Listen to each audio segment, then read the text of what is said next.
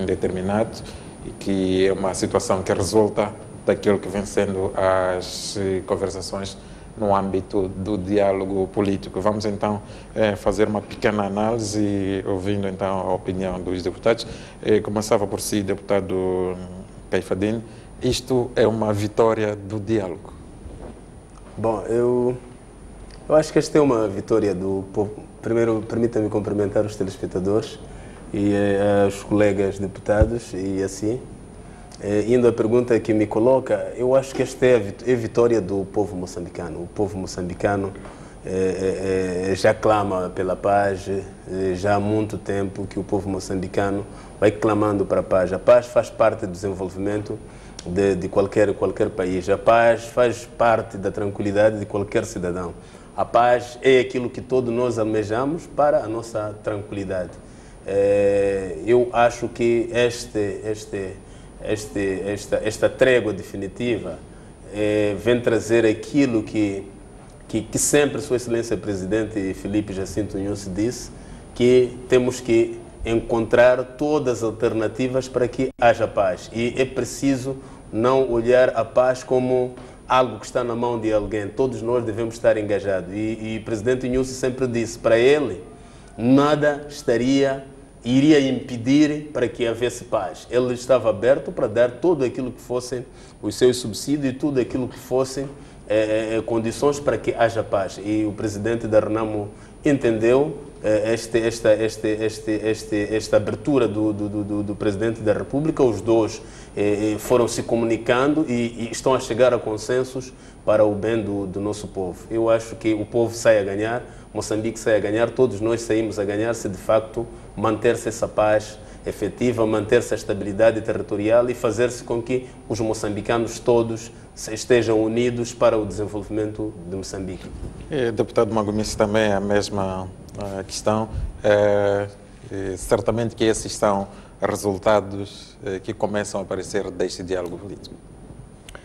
Muito obrigado, boa noite. Minhas saudações aos colegas do painel. Sou o excelente deputado Caifadine, sou o excelente deputado Venâncio Munhana, assim, em nome da STV e a equipa que lhe acompanha, aos moçambicanos, de um modo geral, boa sexta-feira. Bom, em relação à questão que coloca, permita que antes de todo ânimo felicitar Sua Excelência Presidente Afonso Dhlakama, o obreiro da paz que se pretende que seja efetiva. Encorajar simultaneamente o Presidente Dhlakama e o Presidente Nyusi, que encontraram uma forma, um labirinto para que possa se construir uma confiança que pretendemos e esperamos que traga resultados tangíveis, já temos este agora, e que possa levar esta paz para que definitivamente o assunto de conflito entre moçambicanos possa terminar. Dizer que Sua Excelência Presidente Dhlakama, na sua forma magistral de ser e de domínio da política, e no sentido que ele tem para que todos os moçambicanos possamos estar sossegados e, por via disso, iniciar um processo de desenvolvimento célere e sério, entendeu e percebeu, e assim decidiu para que o assunto das tréguas, do conflito, comece a caminhar para o fim, declarando uma trégua, diríamos, perene, não é? E permitir que as negociações possam ter o seu rumo, e por via disso conseguiram porque em coordenação com o Presidente Nyusi, estabelecer uma plataforma que possa permitir que as violações que já têm sido mínimas possam ser fiscalizadas, possam ser acompanhadas, supervisionadas, com a criação de dois grupos, um em Maputo, que é o maior, e o outro em Gorongosa, na região de Mazembe. Isto vai trazer mais confiança, vai trazer mais conforto, e mais do que isso, a retirada das forças do governo das regiões, das posições em que não estavam lá antes do início do conflito, também é uma lufada para que esta confiança que se pretende seja construída, e esperamos que a breve trecho, dentro de pouco curto espaço de tempo, seja encontrada a fórmula definitiva que leve à cessação definitiva, fim da guerra e declaração da paz definitiva. Portanto, vamos encorajá-los, e a nossa esperança é que nós os outros possamos comunicar, possamos transmitir esta confiança na nossa forma de agir, de falar, e permitirmos que os chefes que conversam possam ter um espaço de manobra sem interferências, para que essa paz possa, na verdade, porque beneficia a todos nós, chegue o mais rapidamente possível. Então, parabéns aos dois presidentes. Certo. Deputado Venâncio, o MDM tem sido, de certa forma, crítico à maneira como o processo do diálogo está a acontecer, nomeadamente quando reclama uma maior inclusão deste grupo do diálogo. Mas esse é um aspecto que já é subejamente conhecido, poderemos eventualmente falar dele sobre um pouco mais adiante. Eu queria ouvir de si como é que o MDM olha para este processo na perspectiva destes consensos, destes sinais que estão a ser emitidos, nomeadamente por via desta decisão do alargamento das trevas. Tá, muito obrigado. Antes de mais, cumprimentar os telespectadores na preciosa e benigna paz do nosso Senhor Jesus Cristo. Indo à questão que coloca, é natural, e penso que qualquer pessoa de senso normal tem que encorajar, digamos, todos os esforços que tendem a uma estabilidade política, social, económica. Portanto, nisso temos um denominador comum. E nós encorajamos, e não só encorajamos, mas também sempre fizemos parte, sempre fizemos questão de querer dar um contributo um pouco mais ativo. Portanto, a tese do MDM relativamente à inclusão é no sentido de garantir que esta paz, estes acordos, sejam acordos perenes, sejam acordos com muito mais consistência, muito mais coerência. Portanto, e a história deste país, e não só a história da África e das nossas histórias recentes, dos nossos países libertados recentemente, demonstra claramente que quanto mais for alargado o tecido e a diversidade de sensibilidades políticas e sociais para um acordo, esse acordo é muito mais robusto, é muito mais duradouro. Então, e, naturalmente, se nós olharmos, por exemplo, para a própria história de Moçambique, nós, logo em 75, houve unilateralmente um diálogo apenas entre uma das forças, eu volto a dizer, entre uma das forças e o governo português. E isso, rapidamente, em menos de 2 anos, eclodiu um conflito aqui em Moçambique. E logo a seguir, nós temos uma paz, por volta de 92, um acordo que também foi entre duas forças, excluindo as outras. E também isso não durou muito, e tivemos, por volta de 2011, 2012, de novo um conflito. Que houve um acordo, o famoso acordo de Maputo, e agora voltamos de novo a um conflito. Quer dizer, a própria história recente do país tem dados subjantes de que quanto menor, quanto mais, digamos, excludente for o acordo, maior é a probabilidade do conflito voltar a eclodir. Portanto, isto, para mim, me parece que é algum dado inegável, é um dado histórico, portanto, prova-se isso. Portanto, e penso que era momento este de refletir-se também em alargar e ter um diálogo mais inclusivo, mais alargado. E nós não estamos a falar apenas das 3 forças representadas no Parlamento. Existem muitas outras sensibilidades e temos história de pessoas, de grupos que deram um contributo muito grande para a estabilidade política e social. Penso que este deve ser o passo a seguir. Portanto, já cometemos vários erros, temos dados da história, temos experiências que demonstram que é chegado o momento de uma verdadeira inclusão, de uma harmonia e de uma reconciliação que seja efetiva entre os moçambicanos.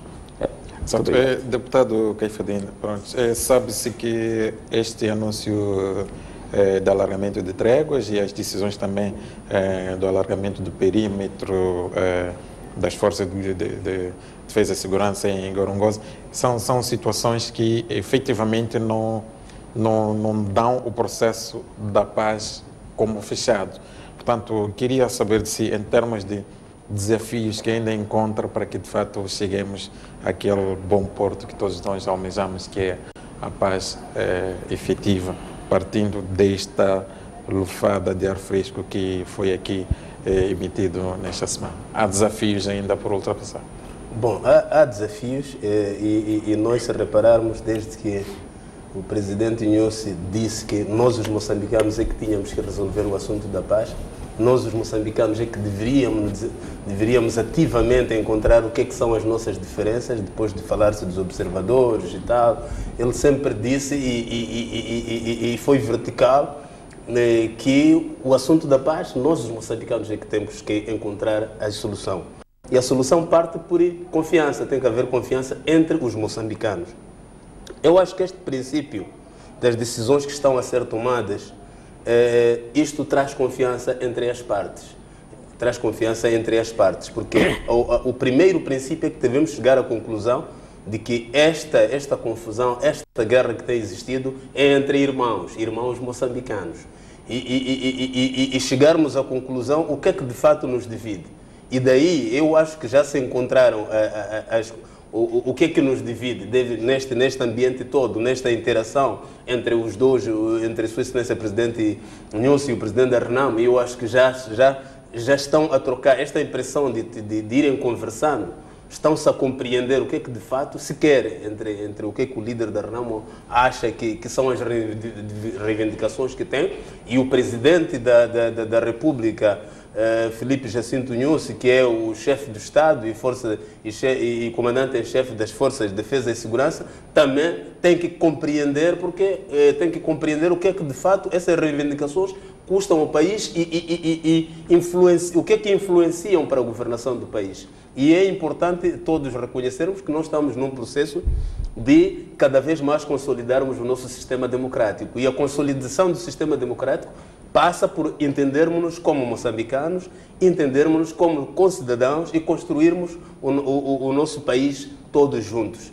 Eu acho que estes pressupostos, esta interação leva aos moçambicanos a começarem também a ter confiança entre eles. Porque se os dirigentes mais altos começam a ter confiança, os de baixo também entram e aí fazemos o nosso Moçambique. Este é um ponto de partida, é por isso que existem grupos que vão fazer observação do que está a acontecer em dois pontos. Os grupos que foram criados é para mais confiança. E se não houver nenhum conflito e as coisas começarem a correr como estão a ser desejadas, eu acho que chegaremos a uma paz efetiva no país.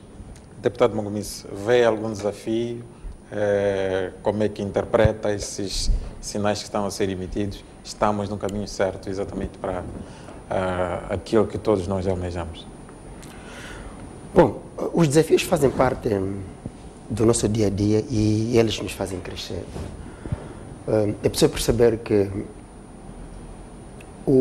a extensão da trégua para um período perene, como dizia Sua Excelência, o colega, que na verdade é o sinal mais que se dá ao processo de confiança que está se construindo entre Sua Excelência Presidente Afonso Dhlakama e o Presidente Nhosi, tendo em conta o nível de desentendimento em que o país esteve. Mas permita que faça um refrescamento das nossas mentes, se nos lembrarmos, quando Sua Excelência Presidente Dhlakama anunciou as primeiras tréguas para a passagem do Ano Novo, depois estendeu-se por mais de um mês, e na altura, de forma tímida, tudo indicava que as coisas iam melhorando. Eu lembro-me quando o Presidente Dhlakama lançou as brigadas pelas províncias para falar, conversar com os governadores e outras entidades de relevo a nível das províncias, que era para levar esta mensagem de que a RENAMO quer a paz, a RENAMO quer trabalhar como um partido político. E esta mensagem, apesar de forma tímida, foi feito, eu lembro, até estive envolvido em uma das brigadas, foi levada essa mensagem para os governadores, para os comandantes. E a mensagem foi bem recebida e nisso também congratulo o presidente Nyusi, porque a instrução acho que foi bem feita para os comandantes provinciais, para os governadores, apesar de ter havido um e outro foco, mas que na compreensão do presidente da Renamo deu para, permite a expressão, engolir os sapos, e está-se a construindo esse processo. O que se pretende é que, a este nível em que chegamos, tudo indica que cada dia que passa há blocos, há betão que está se construindo para essa paz. Mas permita que ressalve, ontem, Sua Excelência Presidente da Câmara, quando interveio, ou quando se comunicou com o país através dos mídias, dizia que alguns dos casos, dos problemas, derivam desde 92, desde o Acordo Geral de Paz. Portanto, são problemas com uma certa profundidade que para desenraizá-los requerem tempo, requerem coragem. Mas acreditamos nós, pela tonalidade, pela forma sábia como o Presidente da Câmara colocava as questões ontem, dá a entender que há luz no fundo do túnel da parte do Presidente Nyusi para que, por mais difíceis sequelas tenham sido criadas, os problemas tenham sido deixados pelo Presidente Chissano, o Presidente Guebuza, há uma determinação por parte do Presidente Nyusi para, de forma corajosa, avançar-se para desenraizar estas questões. E, mais do que isso, a mensagem que o Presidente da Câmara estava a passar era no sentido de nós, os subsequentes, nós, os moçambicanos, é que temos que construir esta paz. E, para isso, requer coragem quando ele dizia, lembro uma pergunta que foi feita em relação até que ponto os acordos definitivos podiam chegar. Ele dizia que o processo é complexo, o processo é lento porque... mas indicava setembro como um mês indicativo. De todas as maneiras, lia-se entre linhas, compreendia-se que há um engajamento entre os dois líderes para que haja uma confiança, para que se chegue a bom termo. E também esta questão de organização estrutural das Forças de Defesa e Segurança é um processo que é complexo, mas que se pretende que seja, de uma vez por todas, resolvido, porque, havendo uma boa reconciliação e que possa permitir que as forças da Renamo e as forças governamentais possam conviver em toda a sua extensão transversal, digo, nas FADM, na polícia, nos serviços de informação e segurança do Estado. Isto pode permitir uma boa convivência e, por via disso, construímos este país, porque eu não posso continuar a desconfiar politicamente ou, do ponto de vista militar, a um irmão. Isso não faz sentido. A um país, sim. Então, espero eu que o trabalho que está sendo feito a nível superior, a nível supremo, vai surtir bons efeitos e já está a surgir, já está a surtir, sim. Temos a paz, uma trégua tangível, a um prazo que já não é ilimitado. E continuamos a encorajar, continuamos a orar a Deus, Ele que é, através de seu Filho Jesus Cristo, o Príncipe da Paz, para que possamos nos transmitir, nos comunicarmos e criarmos esta estabilidade que se pretende, para desenvolver o país. Ainda este ano espera-se boas colheitas e construímos o nosso país pedra a pedra e vamos chegar a um edifício enorme. Deputado Venâncio,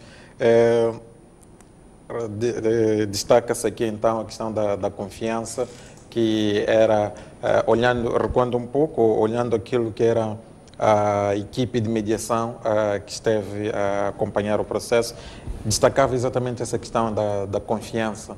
Ele dizia que o processo não avançava porque não havia confiança entre as partes. Nesta fase, destaca-se esse aspecto, que há confiança entre as duas lideranças. Está-se a construir. E, portanto, já estamos num caminho, efetivamente, para construir essa paz que se pretende que seja perene, como aqui se diz. E olhando para este processo que ainda há por decorrer, quais são os desafios que vê e que acha que podem eventualmente ou devem eventualmente ser tomados em conta para a construção dessa paz que precisamos? Tá, muito obrigado. Bom, o problema da confiança, este é o denominador comum desta nossa recente república, não é? Há problemas de confiança logo que nós ficamos independentes. Começamos a desconfiar uns dos outros, começamos a excluir, eliminamos as associações, acabamos com as confissões religiosas, nacionalizamos tudo menos alguma coisa, excluímos grupos e começamos... Quer dizer, o problema da confiança não é um problema exclusivamente deste momento atual da história do país. É um problema, digamos, quase que, não, se me permitir o termo, genético, digamos, desta nossa recente independência. E é problema da confiança também que leva que mesmo aqueles que reclamavam que precisavam de alguma confiança do governo, esses mesmos também desconfiam dos outros grupos. Quer dizer, nós, como MDM, como sociedade civil, também há desconfiança sobre nós. Quer dizer, o problema da confiança é um problema central e genético aqui neste país. Portanto, é uma matéria demasiado complexa, com o trabalho ainda muito mais profundo. E, então, nós temos um país, e isto é que é preciso dizer. Por exemplo, eu estou aqui a falar da questão da exclusão. Que a questão da exclusão foi a razão principal, por exemplo, que em 75 levou-nos a um conflito armado. Não é? Foi exatamente a exclusão que em 92 levou-nos a um acordo, mas esse acordo tivemos uma paz muito relativa e que voltamos de novo a um novo conflito. Mas, portanto, olhando para esses aspectos do passado e olhando para aquilo que nós queríamos construir, deixa que eu chego aí como é que a gente vai... Deixa que eu chego aí uma ponto. Só quero clarificar alguns conceitos básicos, alguns pressupostos para depois responder a sua pergunta. Então, nós estamos a viver num país de anormalidade, é a anormalidade. Quer dizer, nós temos uma situação caótica, anormal, e nos conformamos com isso. Nos conformamos em que se há confiança, que se faça confiança entre dois grupos e que se exclua os outros. Se há inclusão, que haja inclusão entre dois grupos e os outros fiquem excluídos. Quer dizer, há anormalidade, um agregar de anormalidade é a normalidade. E é nisto está a haver alguma normalidade também neste processo. E é nisto que o nosso país está sendo construído. Agora, o que é que nós devemos fazer? Quais são os desafios? Logicamente, um dos desafios principais, isto tudo não estou a menosprezar, nem estou a tirar o mérito desta trégua e das pessoas que estão envolvidas. Mas é preciso ir muito mais para além disto. Porque nós temos um país, se fores a ver, desde a década de 30 até cá, com o Estado Novo, onde começam os movimentos de libertação, são mais ou menos 150 anos. Dos 150 anos, o povo só teve paz durante mais ou menos 25 anos. Quer dizer, cerca de 80% da história de Moçambique ou é uma história de repressão, ou uma história de racismo, ou uma história de conflito armado. Não temos mais nada. Então, a única coisa que a política em Moçambique oferece a este povo é uma história de repressão, de exclusão, de guerra. Então, é preciso pensarmos claramente o que é que nós, como políticos, temos nossa missão neste país e neste mundo com este povo. Portanto, eu penso que é a altura de se fazer uma análise um pouco mais profunda, alargar este grupo e passarmos para eu não vou dizer uma Assembleia Constitutiva, mas que se vai para um nível de inclusão efetiva. E isso é que vai garantir uma paz duradoura. Mas, portanto, é preciso partir primeiro de resolver este problema atual. Sem uma inclusão efetiva, nos termos deste acordo e nos termos daquilo que nós queremos construir como nação, nós não vamos ter uma paz efetiva. Eu vou dar um exemplo muito simples. Nós agora ainda estamos a dizer que o processo é lento. Nós já temos, não o processo eleitoral, mas a gestão do processo eleitoral está em curso. Os órgãos eleitorais estão agora a fazer, não é análise curricular, mas estão a receber currículos dos elementos que são indicados pelos partidos para compor os órgãos eleitorais. Portanto, a gestão do processo eleitoral está em curso. Mas nós ainda temos num processo lento de estabilização política e social. Quer dizer, como é que é possível tu te garantires que de fato vais ter um país estável numa situação dessas? E recorde-se uma coisa, o último conflito, o último rastilho do conflito foi justamente os resultados eleitorais, foi o processo eleitoral. E tu tens um processo eleitoral que está em curso, que não está resolvido, e tens um processo político-social que ainda está a andar na lentidão do camaleão. Quer dizer, como é que tu tens paz nisto? Como é que tu garantes uma paz efetiva? Eu penso que também é preciso discutir isso. Vamos felicitar, sim, os líderes, mas é preciso irmos também sermos realísticos e sermos, digamos, verdadeiros com o nosso próprio povo. Há aqui um rastilho, há aqui, digamos, obuses, granadas, que estão enterradas no subsolo que nós não queremos abordar. Portanto, há questões muito sérias que têm que ser abordadas. E isso, para mim, passa justamente por nós incluirmos as outras forças, alargarmos este debate e não for uma coisa secreta. Como é que é possível uma estabilidade de um povo, mas que é discutida secretamente? Então, tu não tens paz. Tu não tens paz.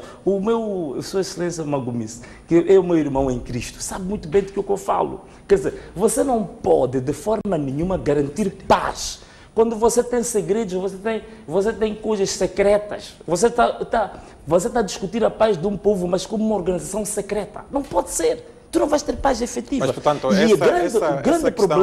o grande problema que nós temos, estes conflitos sempre a eclodir, é que há acordos extra público, se me permitires isto. Há acordos que são feitos que não são publicitados, não são conhecidos. E que esses é que determinam muitas vezes o curso da paz ou da estabilidade. Então tem que se acabar com esse secretismo, tem que se acabar com essas exclusões, tem que se abrir o processo para todos, tem que se incluir o povo efetivamente, inclua essas diversas forças políticas e sociais. Aí sim, se isso não acontecer, vamos ter sempre uma paz transitória, vamos ter sempre um processo de conformismo com anormalidades permanentes. Mas, portanto, tem que se acabar com queria isso. só em breves segundos que me esclarecesse isto.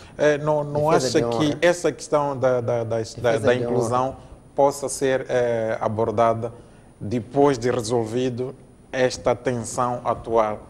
Olha, o que eu estou a dizer é o seguinte: se queremos construir um país, queremos construir uma paz, uma estabilidade real, verdadeira, realística e honesta, não pode ser de forma nenhuma em discussão das questões centrais dessa estabilidade de uma forma excludente. É o que eu estou a dizer. Portanto, seja essa inclusão tem que partir de agora. Não pode haver discussão de paz, de estabilidade neste país de forma excludente. Essa paz vai ser sempre uma paz transitória, uma paz problemática, uma paz sempre instável. Sempre vai ser assim. E isto é preciso que a gente também seja realista com o povo e dizer claramente que estamos a construir uma paz apenas conveniente. E tem que se acabar neste país a ideia de que só se chega a acordos quando estamos próximos dos períodos eleitorais. Porque isto é gravíssimo. A ideia que nós projetamos da política é uma ideia de oportunismo. Deixa-me, parece que o deputado Magomisse sentiu-se, de certa forma, um pouco beliscado com a intervenção aí do seu deputado. Não, até que beliscado não, né? Mas pronto, a questão é, ele traz um conceito bom, mas a aplicação do conceito é que não é eficaz. Bom, vamos perceber dois momentos. Na verdade, existe a paz no largo sentido de percepção, que é o bem-estar político e social dos moçambicanos. Mas neste momento estamos numa questão da paz que se refere à ausência do conflito ou à ausência de guerra. É preciso perceber que até menos de 5, 6 meses o país estava em um conflito militar, não é? Em que era questão de arma. Disparavam-se bazucas, canhões em Moçambique. Isso era uma questão. E esses canhões e bazucas eram disparados entre as forças governamentais e as forças da resistência nacional moçambicana. Neste momento, o que se fez? Busca-se um processo para que a paz, que significa o fim da guerra, tenha espaço. O que nós estamos a dizer é que, depois do conflito que houve, em que as forças governamentais atacaram as forças da RENAM, criou-se um conflito militar. Este conflito militar está-se a fazer um esforço para que isso termine. Primeiro houve a primeira trégua, a segunda, e temos essa em que é uma trégua sem data, não é?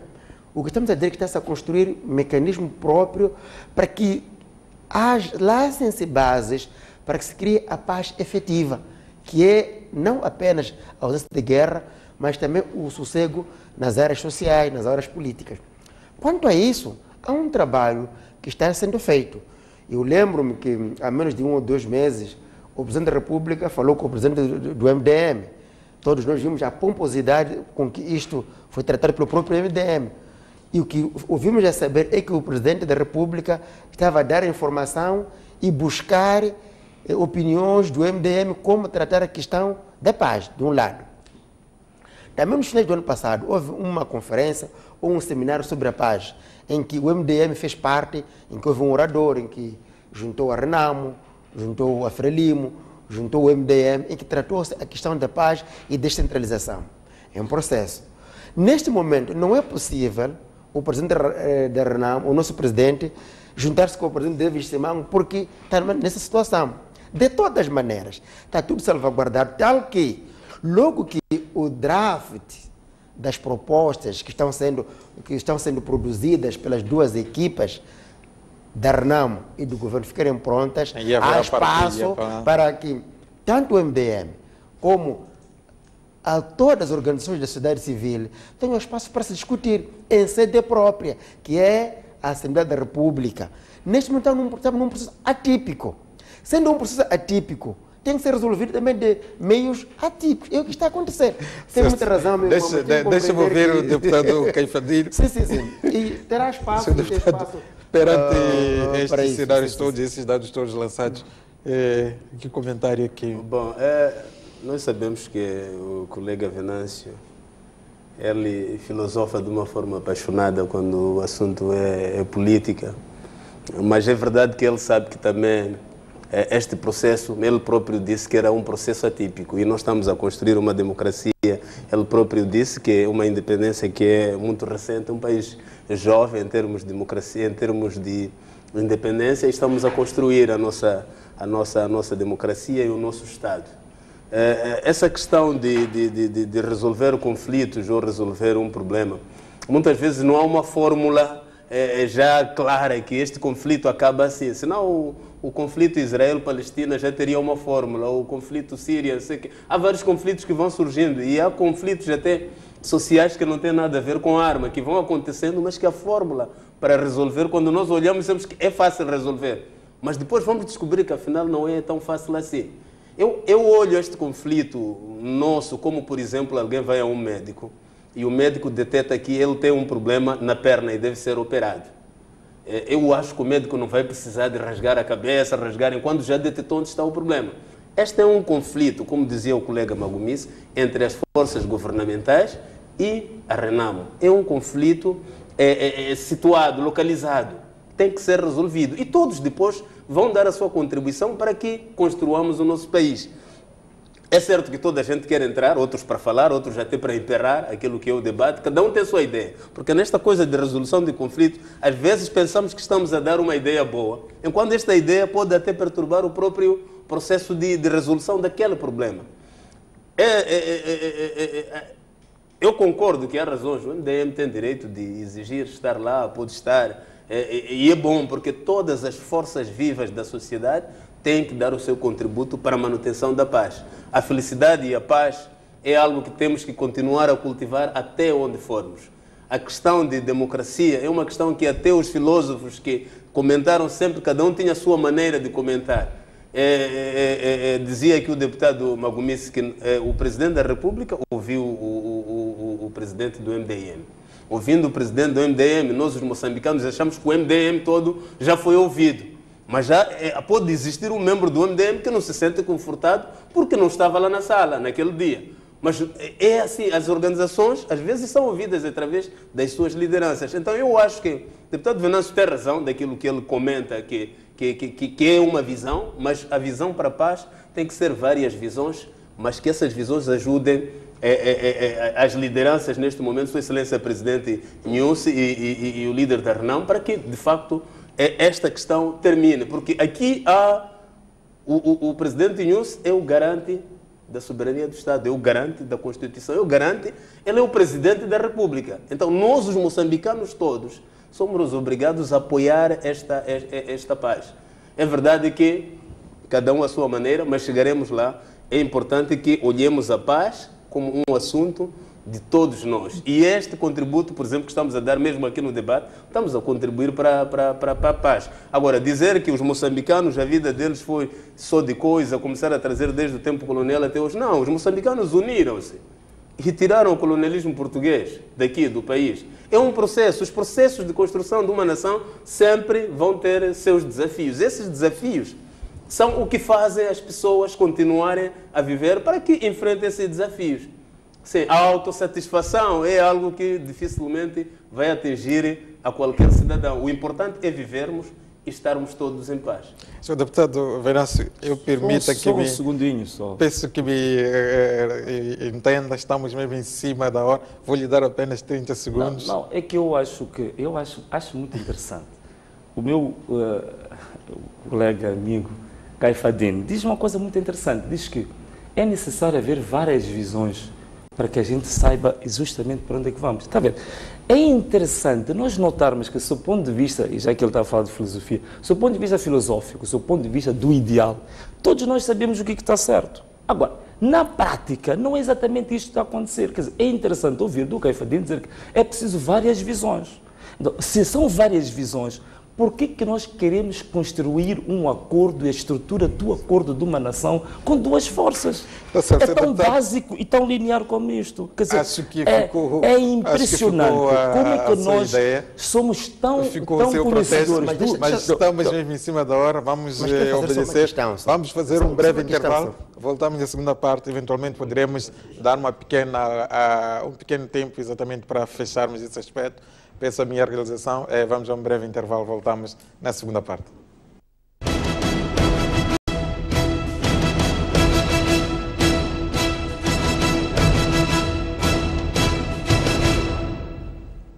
Boa noite, estamos de volta. Este é o Bancada das Parlamentares. Continuamos a fazer análise daquilo que foi a atualidade semanal na arena política ao nível do país.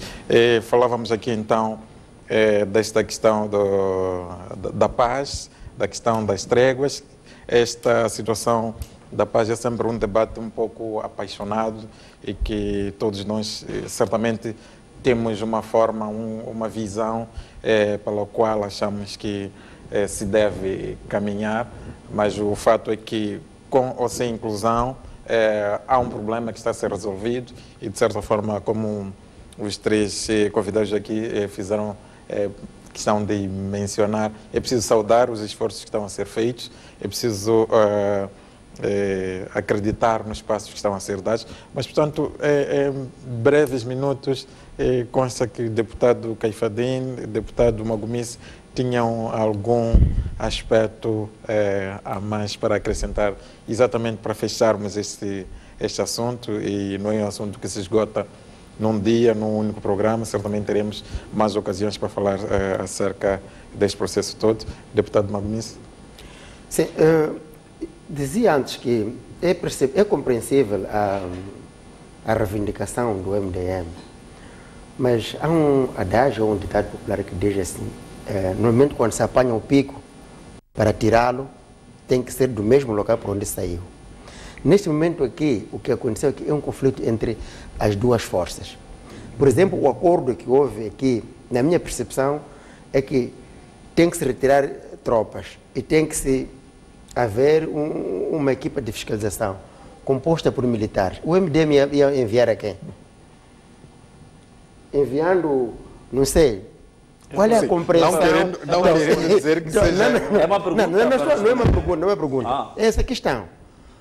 Não é possível o MDM enviar alguém para os dois grupos que vão se formar, tanto em Maputo como... Porque é uma área militar. E se for a perceber, mesmo no dentro de Renamo, não é uma Magomisse qualquer que ir para lá. É uma pessoa com essa especialidade, de um lado. Por outro lado, eu acho que o MDM tem que ter paciência e preparar-se bem. Porque vem um momento que, na verdade, vai exigir. Falou, por exemplo, das eleições. Foi a luta de Renamo que permitiu que o MDM tivesse espaço na Comissão Nacional de Eleições. E o MDM sossegadinho. Foi a luta de Renamo que permitiu que o MDM estivesse nas assembleias de voto. Então, a luta de Renamo não é apenas para Renamo, é para todos os moçambicanos. Espere, Sua Excelência, a sua bancada, a propositura que fez sobre distritos, tenha calma. Vai se depositar na Assembleia da República, vamos fazer retiros para ver onde é que vão incluir e haverá espaço para isso. Deputado Caifadine, exatamente para encerrar esse aspecto. Eu só queria... O Venâncio dizia que concordou comigo quando eu disse que, de fato, tinha que existir várias visões. O presidente Nyusi também teve essa abertura e tem dito, toda a gente tem que contribuir, tem que fazer tudo para que haja essa paz. E ele dizia que há uma visão, mas na prática não está a acontecer. Não é verdade. Isto é tipo um funil, não é? O funil é uma coisa aberta, entorna-se ali e sai aquilo que é o importante. E neste momento toda a gente está a dar a sua contribuição. Mas quem vai decidir neste momento são as pessoas que estão a interagir neste momento. E olhando o povo moçambicano, por exemplo, nós somos deputados da Assembleia, representamos os 25, 24 milhões de habitantes. Cada cidadão tem uma ideia. Mas mesmo que tenha essa ideia, as leis vão ser feitas e aprovadas por 250 cidadãos, que são as pessoas que representam a todos esses cidadãos. Então, eu acho que o MDM tem que se sentir representado neste processo que está a acontecer e vai continuar a representar-se porque, havendo qualquer que seja a propositura, vai entrar na Assembleia da República, vão discutir. O presidente do MDM já teve conversas com o chefe de Estado sobre este assunto da paz. Agora, se ele não reuniu o coletivo do MDM para informar o que é que se discutiu, aí já é um pouco complicado, porque nós vimos ele a falar publicamente, depois de sair do encontro. Então, estas coisas, eu concordo que se sinta que o MDM deve estar lá. E o MDM vai estar, mas neste momento tem que se tirar esta questão de Renamo e as forças de defesa e segurança. Porque isto aqui, até porque a Frelimo não está lá, é Renamo e as forças de defesa e segurança que estão lá. Não, mas essa uma pode, se me permitir também, não me exclua nos 2 minutos de esclarecimento. Senhor deputado, vou pedir a sua compreensão. Só 2 minutinhos. Vou pedir a sua compreensão. Temos mesmo que avançar, porque infelizmente não podemos ficar simplesmente dando voltas neste assunto. Temos mesmo que avançar. Essa câmara pode virar para mim porque eu preciso esclarecer. Deixa ele falar. Só essa câmara virar para mim porque preciso esclarecer do outro. Esta é que é o precipício, digamos, é que o país está a naufragar justamente por causa disto. Quer dizer, o presidente do MDM foi ouvido pelo presidente. Quer dizer, aqui a questão não é ouvir de forma esporádica, ouvir as pessoas de forma romântica. Isto não é um romantismo, não é um namorisco. Eu estou a dizer, por exemplo, o deputado Magomisi diz o que o MDM vai fazer nas questões militares. A questão que nós estamos a colocar é a discussão sobre os princípios estruturantes do acordo. E isso são questões meramente de âmbito político. Agora, questões técnicas de âmbito militar, nem a Renamo, nem o governo tem que se meter nisso. Agora, sobre questões de princípios gerais, de que tipo de acordo é que nós queremos, que tipo de nação é que nós queremos, que tipo de leis queremos rever, e são questões políticas. E isso o MDM tem que estar sim. E nós, quando ouvimos isto, a confirmação de fato de que a exclusão do MDM é deliberada e flagrantemente isto está demonstrado aqui. O presidente do MDM é ouvido, eu não sei, quer dizer, parece um romantismo político, não é isso que nós queremos. Queremos uma participação efetiva, uma participação real e ativa dentro do processo. É isso que nós queremos fazer. Por que não incluir o MDM nas questões militares? As questões militares são reguladas por lei. Onde é que a lei é feita? A lei é feita na Assembleia da República e nós estamos lá. E dizer, isto está a dizer o Caifadine, que o MDM tem que se sentir refletido porque depois de tudo vai à Assembleia. É gravíssimo para um país. Este tipo de afirmação é gravíssima. Quer dizer, a Assembleia da República é um poder subsidiário da Renamo e do governo. Quer dizer, há uma subalternização da Assembleia, que é o poder central. A representação do povo é feita lá, mas aparece como uma coisa, um subsídio, uma coisa complementar. E esta é a gravidade deste país. Porque aquela Assembleia da República, dos 250 deputados, praticamente foi subjugada, ofuscada e não consegue, de forma nenhuma, exercer aquilo que constitucionalmente está definido para a própria Assembleia. Portanto, as coisas, os acordos são feitos fora da Assembleia, os acordos, as leis, as decisões, e a Assembleia só chancela. Que se não pode, é gravíssimo. Isso não é uma república, é qualquer outra coisa, ou uma monarquia, ou qualquer coisa parecida, mas não é uma república isso. Exato. Esta foi uma semana que, a nível parlamentar, foi marcada pela exatamente a presença do governo, assim que é, para a sessão de perguntas e resposta aos deputados. Ia começar por deputado Magomisi, o que tendo em conta aquilo que eram as questões que a vossa bancada levantava, como é que viu esta presença do governo em termos de respostas, foram satisfatórios ou a situação, a análise continua a ser aquela que, ao nível dos debates, foram sendo levantados? Bom, muito obrigado mais uma vez.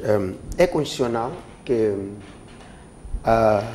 os partidos políticos, através das suas bancadas, sobretudo com representação, façam questões ao governo para perceber ou para aprofundar determinadas matérias de governação.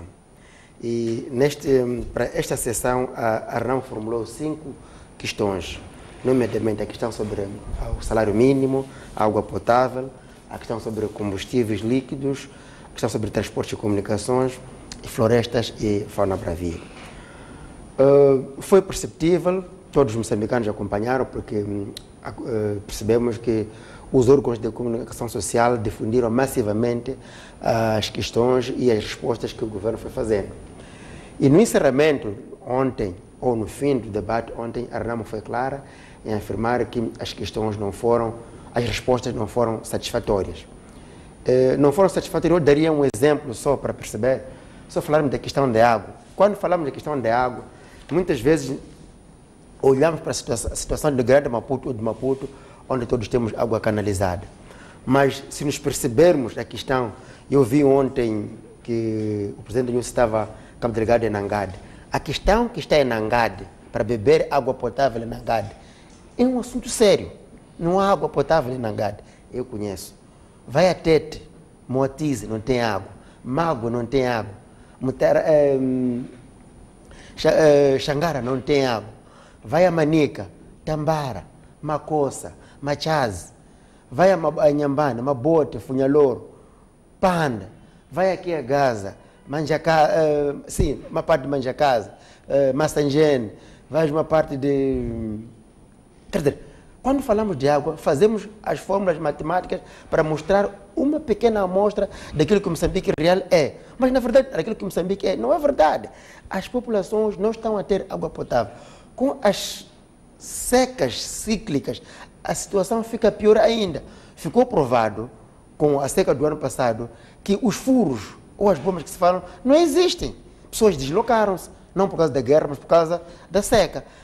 Centenas de milhares de animais domésticos morreram por falta de água. Portanto, Arnam não ficou satisfeito. Temos a questão dos combustíveis.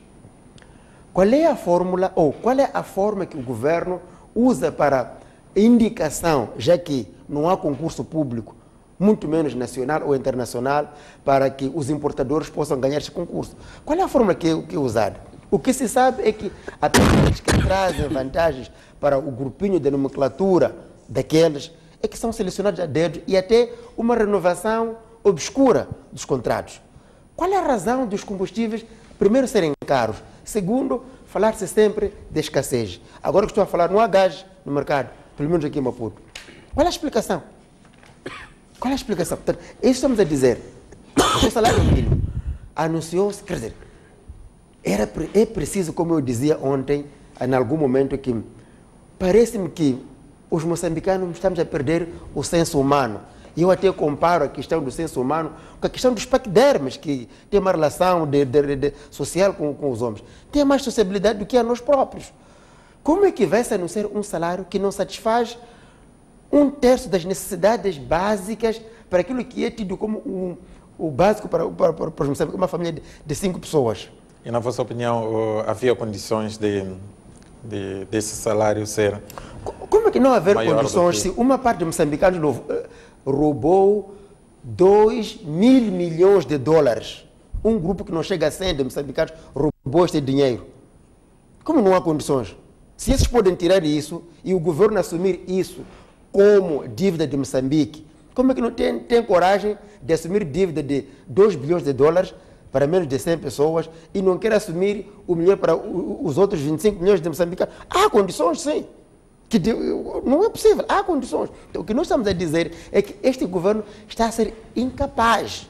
E o nosso desejo é que o povo esteja alerta para que os próximos momentos em que o poder pertence ao povo saiba sancionar, saiba dar cartão vermelho a este governo, porque definitivamente está provado que este governo é incapaz. Temos a questão dos transportes e comunicações. É uma vergonha ser um moçambicano. Eu digo, tirar uma fotografia aqui na avenida, acho que é aqui perto do Matadouro, você não sabe dizer se o caminhão está a transportar bois ou está a transportar pessoas. Não sabes dizer. Onde estamos? O que é que estamos a fazer? Sinceramente, e todos os dias, todas as vezes que o governo vai a ouvir o ministro dos Transportes, o governo está a trabalhar para trazer 100 carruagens da segunda mão, vamos importar 100 transportes. Onde é que estão? Que gestão está sendo feita para que os transportes públicos sejam eficientes e eficazes naquilo que são o seu objetivo? A questão da fauna, da floresta. Quer dizer, este país está sendo dilapidado com o consentimento de uma parte dos moçambicanos. Aquela madeira toda, quem garante, agora quem fiscaliza que aquela madeira, na verdade, vai ser ter o tratamento devido? Quem nos garante que, na verdade, são 150 mil metros cúbicos que foram apreendidos? E parece que tudo é jogada, porque aquelas licenças, quem passou foi o governo. E o governo volta a retirar a madeira das licenças que passou. Quer dizer, a pessoa é ladrão, e ao mesmo tempo é polícia. Não faz sentido. Quer dizer, tudo está claro que este governo perdeu o norte, perdeu o senso, e o povo tem uma oportunidade para, de uma vez agora, dar cartão vermelho, porque, infelizmente, não se pode esperar muito. É um governo que, em termos de reflexão, em termos de soluções que pode trazer, está esgotado. O modelo de governação da Frelimo está acabado. Vamos ver novas alternativas. Deputado Caifadine, que análise é que faz? Trazia um leque de questões, estão satisfeitos com as respostas, o que está a ser feito, satisfaz aquilo que eram as vossas inquietações? Bom, o governo cumpriu com aquilo que são os dispositivos regimentais e constitucionais de vir à Assembleia da República e responder aquilo que são as perguntas colocadas pelas bancadas parlamentares. Houve um debate e esse debate, nós, a bancada da Frelimo, estivemos atentos e fizemos aquilo que é o nosso questionamento. Nós aprovamos o plano quinquenal do governo e, subsequentemente, fomos aprovando os planos econômicos e sociais. Dentro daquilo que uma das perguntas, que era a questão da água, nós, no programa quinquenal do governo, o governo comprometia-se em fazer 12.800 fontes de águas dispersas nestes 5 anos. E nós queríamos saber como é que está e o desenvolvimento dessa questão.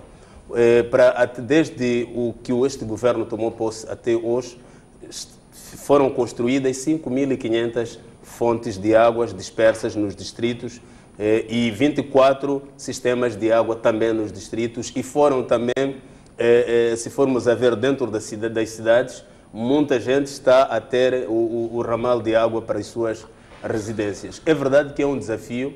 Governar não é só falar e ir questionando. É muito fácil fazer questionamento, dizer que isto não aconteceu, não está a acontecer, não sei o quê. O meu colega Magumice dizia aqui que viu ontem o Sua Excelência Presidente Filipe Nyusi em Nangade, mas ele não quis dizer que viu também a inaugurar uma fonte um sistema de abastecimento de água para a população e que vai beneficiar volta de 25 mil, 30 mil pessoas. Não quis dizer isso, só viu o presidente lá em Nangade, mas ele também assistiu através da STV Sapesa. E não é só em Nangade, muitos distritos que não tinham sistema de abastecimento de água estão a ter hoje. Alguns estão a ter água, e é um desafio continuar a ter sistemas de água em todos os distritos. É verdade que governar não é uma coisa que se faz daqui para aqui hoje, decidir e dizer que vão acontecer as coisas. Há um plano que é feito e tem que haver um orçamento para cobrir aquilo que o plano diz.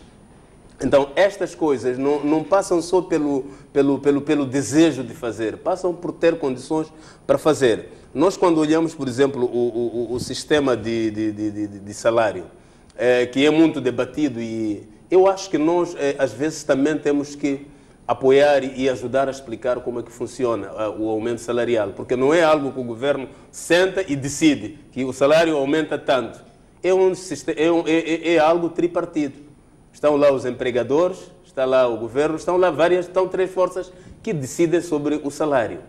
Quando se aumenta o salário mínimo, todos nós sabemos, e em todo o mundo muito acontece, nós assistimos pela televisão e por todo o sistema, muitas vezes quando se aumenta o salário mínimo em qualquer país, às vezes ou são pessoas que vão para a rua, ou são empresas que fecham.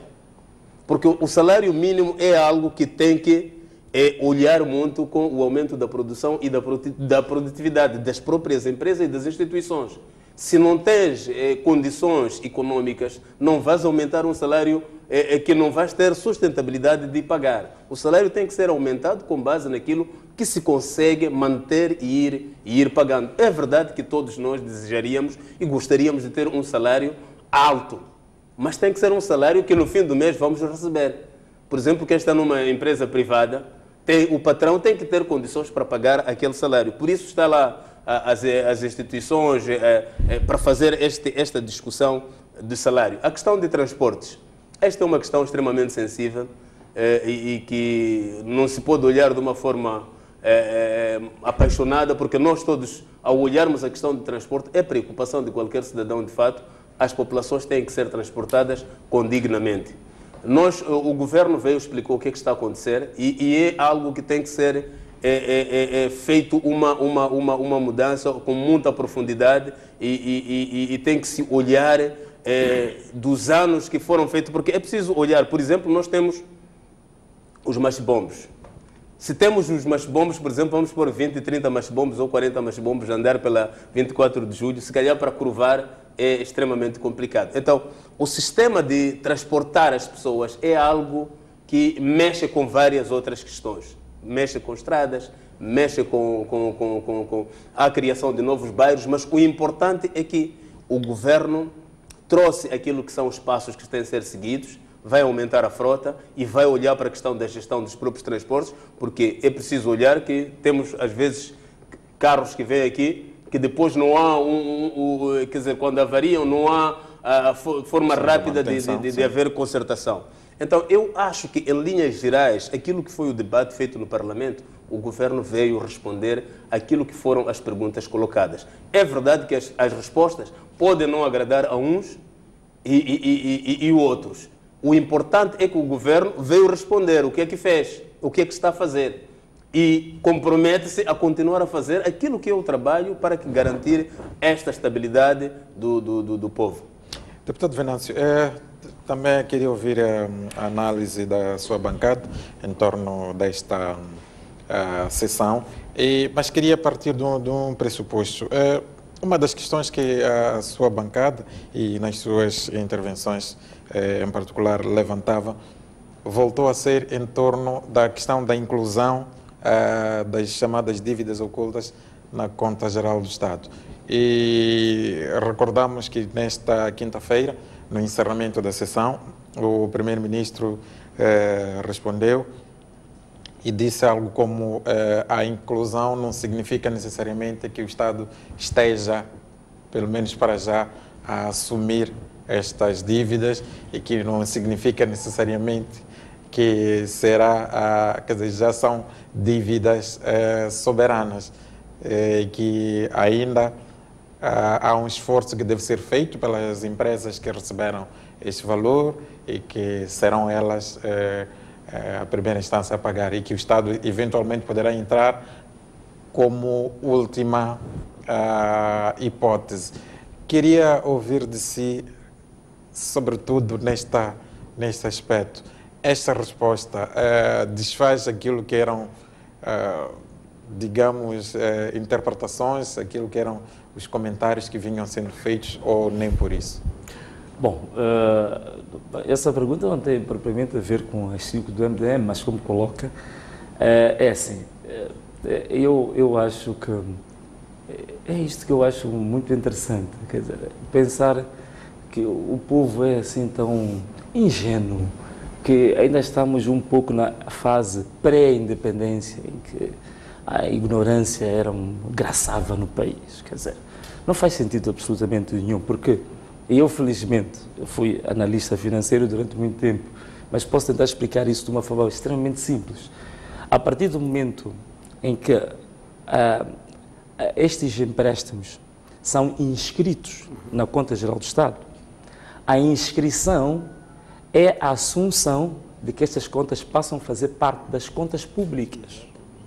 Agora, o tratamento dela, se esta dívida é uma dívida, vamos dizer, que pode um dia ser considerado um write-off, ou pagável ou não, isso é uma questão a posterior.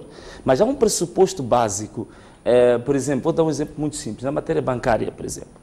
Na matéria bancária, se há um cliente que não paga o banco há 10 anos, o banco dá um tratamento contabilístico específico, passa para aquilo que chama de créditos incobráveis, pode passar para aquilo que também chama de write-off. Quer dizer, eles consideram que para o patrimônio do banco já não conta, porque não se espera recuperar, mas continua a fazer parte do balanço do banco.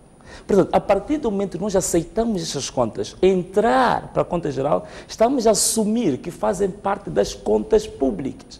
Então, até o Estado assumir o pagamento delas, o faz muito mais simples, muito mais automático. Portanto, e a nossa questão é central. Não podes inscrever nenhuma rúbrica nas contas sem que essa rúbrica tenha sido devidamente esclarecida. Então, com falta de esclarecimento sobre esta matéria, não há condições objetivas para ela ser inscrita. Como é que tu vais inscrever um certo empréstimo, um certo empréstimo que tu não conheces ainda, neste momento está a decorrer ainda a auditoria da Kroll? Qual era o problema de se esperar os resultados da auditoria da Kroll para sabermos que enquadramento é que íamos dar a este empréstimo? Por exemplo, até agora há uma discussão que ainda não está conclusiva. Este empréstimo é realmente público ou privado? Essa é uma discussão muito séria. Apesar das empresas, haver empresas que são, por exemplo, do Ministério do Interior, desculpa, do Ministério da Defesa, que é o Monte Binga, e a empresa do CISI, que é o GIPS, não é tão automático que isso torna este investimento um investimento público. Esta é uma discussão que tem que ser feita e há muita documentação que tem que vir ao público para esclarecer isto. Então, não há condições objetivas, técnicas, para se inscrever estas dívidas agora, neste momento, na Conta Geral do Estado. Não há condições para isso. Portanto, esta eu acho que não tem que ficar muito claro em relação a isto. Agora, em relação às perguntas colocadas pelo MDM, algumas são comuns, a questão dos transportes, a questão da água, portanto, não restam dúvidas. A questão da água é uma questão muito simples, porque, por exemplo, na questão relativamente ao abastecimento da Matola, Maputo, Buane, nós temos mais ou menos cerca de, por aí, mais ou menos cerca de 2 milhões de habitantes, não é? Nessa região. Mas o sistema que nós temos de abastecimento de água só permite abastecer 250 mil. Portanto, só 1/4 da população que vive nesta região é que é, digamos, beneficiária do sistema de distribuição oficial de água. Nós temos aí, por volta de 75% que está fora desse sistema. Portanto, isso é gravíssimo e devia preocupar este governo, que os poucos 1/4 que existem nem sequer conseguimos fornecer isso. Por quê? Há medo e não há coragem de fazer investimento em duas coisas. Primeiro, são fontes alternativas de água. E outra coisa é a capacidade de captação. Toda a gente está a falar do Rio Imbeluso. Porque o Rio Imbeluso não consegue. Não é isso, não é que não consegue. É que a capacidade de captação que o governo coloca no Rio Imbeluso é que é deficitária. Portanto, à medida que a população vai crescendo, você tem que aumentar a capacidade de captar cada vez mais água no rio. É isso que não está sendo feito, não está sendo dito. Portanto, não há investimento sério na captação e não há investimento sério nas fontes alternativas. Portanto, isto é que é a questão central. E não falar da seca, El Niño, isso também influencia. Mas é um problema de gestão, é um problema de falta de planificação e é um problema de falta de prioridades nos investimentos públicos que têm que ser feitos. A mesma coisa também acontece nos transportes. E nos transportes, nós já tínhamos avançado com uma ideia, que é, não se pode, o Buane tem um sistema específico de transportes, Matola tem um, Maputo tem um outro, é uma grande Babilônia. E nós tínhamos dito que tem que haver uma autoridade metropolitana de transportes, formada por profissionais. Quem está a gerir hoje os transportes não são pessoas profissionais, são pessoas que estão lá, digamos, ao acaso, de paraquedas, ou caíram lá casualmente. Tem que haver uma autoridade metropolitana que gera os transportes de forma profissional, científica. É isso que nós não temos aqui, é isso que nós precisamos. Estamos a gerir transporte de forma caótica, como se fosse uma oficina lá do bairro da Mafalala. Agora, outra questão que aqui foi colocada e que nós repisamos é a questão das empresas públicas e das empresas participadas. Parece um tema assim não muito interessante do ponto de vista público, mas é. Porque nós até hoje, esta água, estamos a falar de quê? EDM, estamos a falar de EDM, estamos a falar da ADM, os serviços públicos, por exemplo, as empresas públicas até hoje, são um fardo enorme para o Estado. E nós não fazemos ideia de quanto recurso está-se a gastar para alimentar a ineficiência. Nós temos 14 empresas públicas. Dessas 14 empresas públicas, só 2 empresas é que prestam contas, é que têm contas. E as 2 que têm essas contas atrasadas por 3 anos. E nós temos dessas empresas públicas, por exemplo, na questão da liberdade de expressão e de imprensa, nós temos 2 empresas que gastam do Estado milhões e milhões de meticais, que é a RM e a TVM, mas que prestam um trabalho totalmente perverso. Quer dizer, aquilo são empresas subversivas à liberdade de expressão e de imprensa. Não, isso tem que ser discutido. E nós temos vários investimentos que o país está fazendo. Onde que o Estado anda a meter o seu dinheiro? Por exemplo, o Estado meteu dinheiro na TDM, nunca ninguém fala disso. 2 bilhões de meticais meteu na TDM, mas a TDM está falida. O Estado meteu dinheiro na HCB, dizem que a hora base é nossa, mas a eletricidade está muito mais cara hoje, está 4 vezes mais cara do que antes. O Estado está a fazer investimentos brutais. O Estado meteu dinheiro no BNI. E o BNI foi um banco que foi instalado para os grandes empreendimentos de Moçambique. Faliram o banco, mudaram totalmente os objetivos do banco. E, curiosamente, o atual ministro das Finanças era o PCA do BCI. E foram investir quase 2 bilhões de meticais no BNI para uma coisa falida.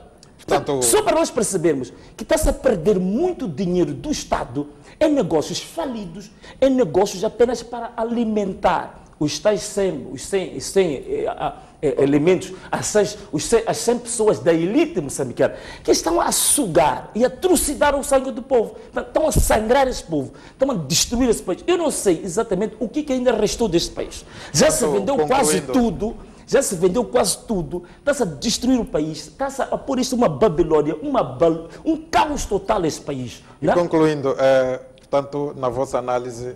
Na nossa análise, a prestação do governo foi verdadeiramente uma calamidade. E se fosse para dar uma nota de 0 a 20, eu dava ao governo 2 valores. E com muita generosidade esses 2 valores. Porque de fato foi uma calamidade total e completa. Por exemplo, eu vou dar só um exemplo. Mesmo para concluir. Chegarmos até o ponto de sermos os arautos da mentira. Quer dizer, nós fizemos uma pergunta ao Ministro das Finanças para indicar quais são os bancos moçambicanos que estão envolvidos com as dívidas ocultas. Não? Ele chegou lá pura e simplesmente esquivou o assunto. E nós sabemos que há 3 grandes bancos aqui em Moçambique que estão metidos até os ossos com as dívidas ocultas.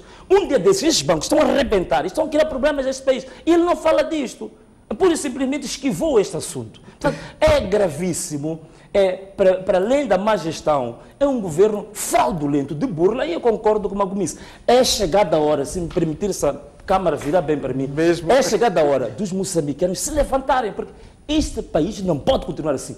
Isto não é normal. É o momento dos jovens se fazerem à rua. É o momento, definitivamente, este regime ser removido, porque, de fato, o sistema de gestão desta governação, deste regime, está encalhado, está naufragado, está falido, está falhado. Mas, deputado Venâncio, só em 30 segundos, acha que faz sentido, numa altura em que estamos a falar de diálogo, estamos a falar de paz, estamos a falar de estabilização político, social, falarmos de levantamento... Sim, naturalmente. Estou a falar de levantamento de quê? De armas? É lógico que não é. Isso nem faz parte da nossa ideologia. Eu estou a falar de um levantamento, estou a falar de uma ressurreição das mentes, da libertação das mentes. E levantamento, não estou a dizer partir janelas, partir carros, não é nada disso. O levantamento é os jovens reivindicarem, o levantamento é os jovens levantarem-se, é os jovens não aceitarem, é os jovens se reunirem e dizer a este país, dizer a esta nação que é momento de haver uma alteração total e completa de regime. Deputado, e há muitos... a palavra é sua agora, exatamente para considerações finais. Acho que já estouramos o tempo pela paixão aqui do deputado Venâncio. Fala apaixonadamente de alguns assuntos. Bom, já tinha dito antes que a bancada parlamentar da RENAMO reprovou categoricamente as respostas, porque elas não satisfazem. Na verdade, nota-se com alguma tristeza o exercício que os governantes fazem para trazerem mentiras. Quer dizer, sinceramente, as pessoas, não sei onde está o senso humano, não é? Quando as pessoas sentam, planificam para trazer mentiras. ou para se esquivar de coisas, de perguntas claras que são feitas. É o que se notou. Demos só alguns exemplos daquilo que está a acontecer. A questão do processo de adjudicação da importação dos combustíveis é séria. O governo não pode provar aqui por A mais B como é que é feito o concurso. Quais são as razões reais de sempre haverem esgotamento dos combustíveis líquidos e gasosos, neste caso, no mercado? Falei, agora não há gás no mercado. Quais são as razões? Portanto, se tudo isso prova, como já dissemos, que este governo já está a esgotar na maneira de trazer soluções, porque o envolvimento em esquemas obscuros é tão grande que ninguém consegue mais criar ordem. Pode tentar o presidente isso, mas não vai conseguir. Dizia um colega do painel que o país só tem 40 anos, é uma idade não suficiente. Quer dizer, aliás, estamos em processo. Se tu não consegues mostrar soluções em 10, 15 anos, se ninguém espera mais que você traga soluções em 30, 40 anos. Aliás, espero eu que alguns colegas daqui do painel tenham a idade por cerca de 40 anos. Mas todos vocês já pensam numa casa fixa, num carro próprio, são casados, quer dizer, já estão a pensar em afirmar em coisas sérias. Aliás, já pensam em herança para vossos filhos. Agora, um governo que gera o país há 40 anos, pensa que o tempo ainda é pouco, faça favor, hein? Veja lá. Portanto, o povo tem poder para trazer a justiça. E trazer a justiça é dar cartão vermelho ao governo do dia e trazer novidades. Portanto, como dissemos, o governo tem uma nota fraquíssima. Nós estamos em campanha eleitoral. Nós estamos em campanha, estamos a apelar. Deputado Caifadinho, exatamente muito para encerrarmos o programa, considerações finais. Bom, considerações finais, eu acho que o mundo foi feito com regras e essas regras Deus emanou para o mundo. É por isso mesmo que também as instituições foram feitas com regra. Se vai ao hospital, há de apanhar um médico, vai a uma oficina, vai apanhar um mecânico, depois vai à pesca, vai apanhar um pescador. Muitas vezes não coincide ser a mesma pessoa. E eu tenho fé que o povo consegue ver quando uma pessoa coincide ser em tudo, saber que sabe tudo.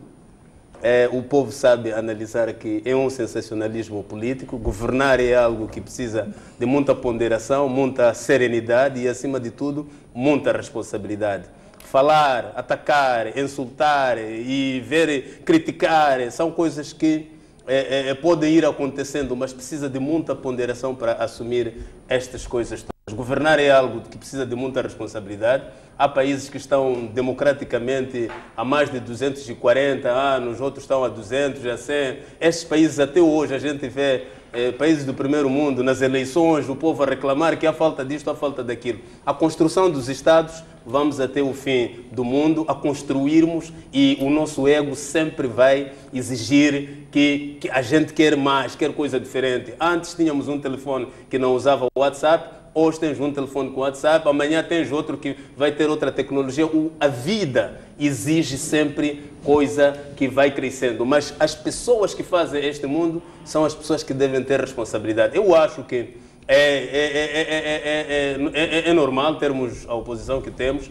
Vimos também nos debates o comportamento de muitos deputados, a forma como faziam pergunta e a forma apaixonada e sensacionalista como tem trazido. Só olhar para aqui, eu acho que o deputado Venâncio falou mais de 30 minutos sozinho, nós ficamos a ouvir. E ele tem essa paixão de falar. Muitas vezes ter paixão de falar não é paixão de saber fazer.